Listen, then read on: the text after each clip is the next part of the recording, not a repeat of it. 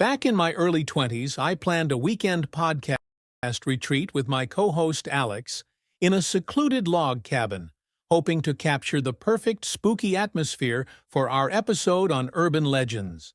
The cabin had an eerie vibe to it, and we couldn't wait to get started. We arrived on a chilly Friday afternoon, excited to spend the weekend isolated from distractions. After unloading our equipment, we set up in the main room. The first few hours were uneventful as we recorded tales of ghost sightings and local folklore. But once it started to get dark, strange things started to occur.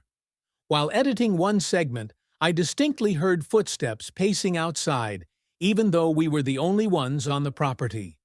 Alex noticed our equipment picking up faint whispers and distant moans. Dismissing it as interference, we pressed on. However, when we resumed filming, a cold chill swept through the room and the lights flickered erratically.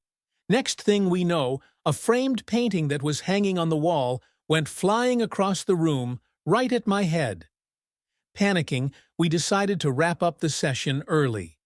As we packed our gear, me and Alex both heard a laugh of what sounded like a child. We immediately left, not even grabbing our food out the fridge. Even as we drove away from the cabin, I remember having a distinct feeling like we were being watched. We ended the podcast a few months later, and now Alex and I rarely see each other anymore.